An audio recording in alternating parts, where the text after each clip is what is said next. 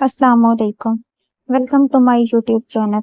अगर आप इस चैनल पर नए हैं तो इसको सब्सक्राइब और वीडियोस को लाइक और शेयर भी कर दें और बेल आइकन को भी प्रेस कर दें। पुराने ज़माने की बात है कि किसी मुल्क के इंसाफ पसंद बादशाह का वजीर मर गया। वो वजीर बहुत अक्लमंद और नेक इंसान था जो बादशाह को रियाया की भलाई के लिए अच्छे मशवरे देता था। बादशाह उसे बहुत अजीज रखता था और उस पर मुकम्मल भरोसा करता था। बादशाह किसी को भी अपना वजीर बना सकता था, लेकिन उसने फैसला किया कि वो अपने मुल्क के ही किसी अक्लमंद आदमी को वजीर बनाएगा। बादशाह अपने एक वफादार मुलाजिम के साथ रात को भेस बदल कर अपनी राया के हालात जानने के लिए निकलता था। इस तरह वो खुद मुल्क के हालात से वाकफियत हासिल करता था कि इसकी राया अपने मुल्क और बादशाह के बारे में क्या सोचती है। एक बार आधी रात के वक्त वो शहर की एक गली से गुजर रहा था कि अंधेरे की वजह से एक आदमी से टकरा गया।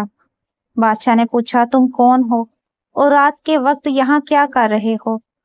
इस शख्स ने जवाब दिया, मैं शहर का एक शरीफ इंसान हूँ और बेवकूफ़ों को अक्लमंद बनाने की गुर सिखाता हूँ। मुझे चोरों का खौफ नहीं है क्योंकि मेरे पास चोरों के लिए कोई चीज नहीं है। बादशाह घूमकर अपने महल वापस पहुंचा और दूसरे दिन इसने हुक्म जारी किया कि शहर में रात के वक्त हर शख्स हाथ में चिराग लेकर निकला करे। जो शख्स हाथ में चिराग लेकर नहीं निकलेगा उसको सख्त सजा दी जाएगी। कुछ दिनों के बाद बादशाह रात के वक्त शहर की एक गली से गुजर रहा था कि वो एक आदमी से टकरा गया। बादशाह को बहुत गुस्सा आया और इसने पूछा कि तुम कौन हो और इस वक्त क्या कर रहे हो? जनाब, मैं इस शहर का एक मोअज़्ज़ज़ आदमी हूँ और बेवकूफों को अकल सिखाता हूँ। बादशाह ने पहचान लिया कि ये वही शख्स है जो चंद दिन कबल इससे टकराया था। क्या तुमने बादशाह सलामत का हुक्म नहीं सुना कि रात के वक्त हर आदमी हाथ में चिराग लेकर निकला करे? तुमने बादशाह के हुक्म की तामील नहीं की, इसलिए तुमको सख्त सजा मिलेगी। बादशाह ने गुस्से में कहा। इस शख्स ने कहा, जनाबे वाला, मेरे हाथ में चिराग है, आप देख सकते हैं, मगर ये रोशन क्यों नहीं है?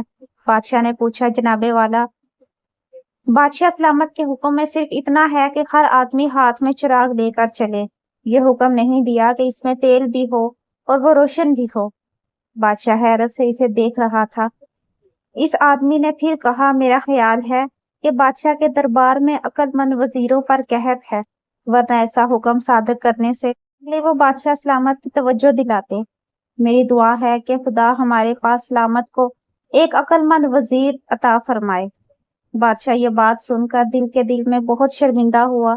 वो इस आदमी के साथ चलने लगा और बातों ही बातों में इसके बारे में जाती मालूमात इसे हासिल कर ली।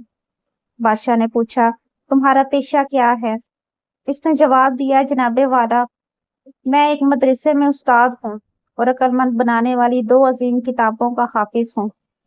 इसके अलावा बहुत सारी ऐसी किताबें पढ़ चुका हूँ जो इंसान को अक्लमंद बनाकर इनको कामयाब बना सकती हैं।